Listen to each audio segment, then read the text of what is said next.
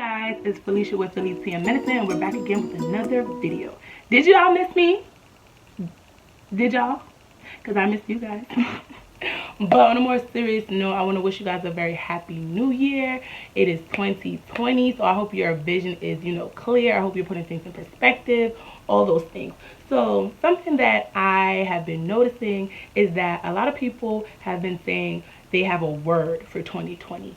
And I didn't initially, think of it or put any effort in figuring out a word. But one thing I will say is that I noticed that I kept using a word as 2020 came, and the word was gracious. So I found myself, setting a goal for myself and not necessarily hitting the goal right on its head. And this was like a couple of days before the new year, but I kept saying, this happened, I fell short here, but, I'm being gracious with myself. And usually that's a different perspective with me. I'm usually very critical of myself. I like to, set a goal and achieve it. So for me to kind of start walking and saying, this happened, but I'm being patient with myself, I'm being gracious with myself, it's kind of like a new perspective. It's a new thing for me. And so I feel like, in essence, the word gracious chose me. I didn't really put that much effort, like I said, in picking a word. It was just a word that I've been using more so in my vocabulary. And it's something that I feel like that I am starting to have an affinity towards. So that's my word, 2020. So please feel free to comment below and let me know what your word is for 2020. I'm also not gun-ho about holding gracious to be my entire word selection for 2020. I think I may be willing probably each month or each quarter, so each 3 months, to change the word, just because I feel like sometimes you may be in a new season, so a different word may apply at that time. So I'll keep you guys updated if my word changes over the course of a month, or if I do a month to month, or if I do every 3 months. You guys, the last time I spoke with you guys or gave you a quick update, I was probably in the midst of applying for clinical rotations in the lottery system, as well as a final that I had to take. And an update on that is I received my location for my clinical site that I'll be starting in 3rd year. I can't believe I'm about to be a 3rd year. We have about 4 or 5 months before that new venture is about to start, which is crazy. We start in July, but time is moving so fast. And I received one of my top 3 choices. I will be in the Philadelphia area, so I do not have to worry about moving or leaving my wonderful apartment. So I'm super, super pumped and excited about it. I'm really, really excited. So currently right now, I am in my neuro block. The brain, y'all, is not a joke. But we already knew that. Like, everybody talks about in medical school that neuro is so hard. And again, I'm Philly T because I'm supposed to give y'all the real T in medical school. And what I'm finding so far with neuroanatomy, and again, I'm only 1 week deep, so all of this could change, is that I feel like it's very similar with anatomy in that things are what they are. It just is. There's just a process. There are just pathways that you just have to know. And so it's not so much like that much conceptual things, like, or trying to figure out or make rhyme and reason of why this thing is a thing. It just is. And so for me, I think my approach is a little different. I'm just trying to really apply myself and master my pathways and just do what I have to do. Neuro is challenging, but I'm excited because it's the last big block that we have before we start winding down and start going into board season. So I'm super pumped. It's a challenge, it's gonna be hard, but it's a beast and I'm a beast, so it'll be fine.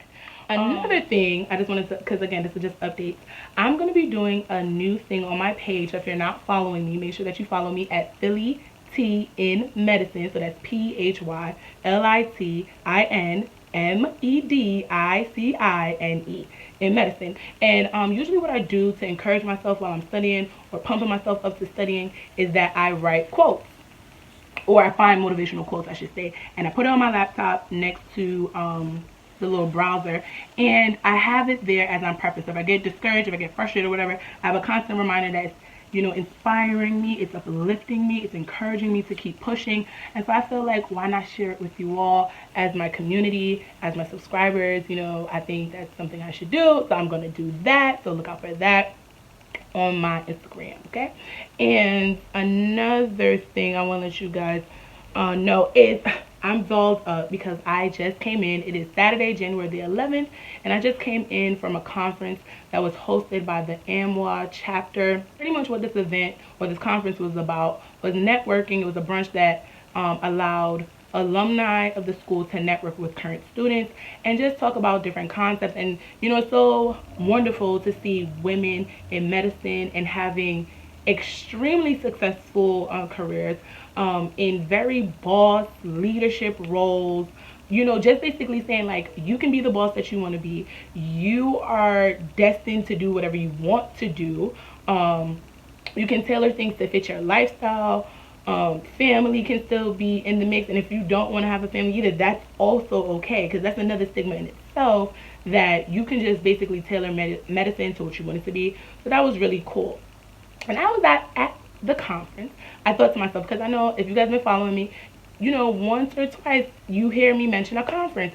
And so for me, I think what I find about the conference or conferences, or why I like to attend them, is that they are very critical in reminding me why I'm doing medicine. It allows me to connect and network with people, just to kind of give you those extra 2 steps ahead in planning. And if you're in medicine, most likely you're a planner, so you kind of always want to get in front of the eight ball. You always want to know, like, what are the next steps? What are like some things or pitfalls that you had that I can know so that I don't make the same mistakes.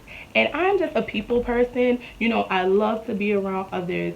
I love to connect. I love to get information. I'm constantly going to ask, you know, hey, how do you do this? How do you start this? How can I get into this residency opportunity? Or what do I need? Or what kind of candidate do you look for? And it allows you, although you can be a wonderful student, these opportunities allow you to get in front of people. Like, I was in front of direct admission program directors today that I didn't even know that was going to happen. But you have to put yourself in these opportunities or in these rooms, because you don't know what opportunity that might just fall in your lap. And it's a more intimate setting and you gain something out of it. And I know that's very hard to do when you're in medical school, because you feel like every minute of the day that you should be studying, you may feel that every day should look a particular way.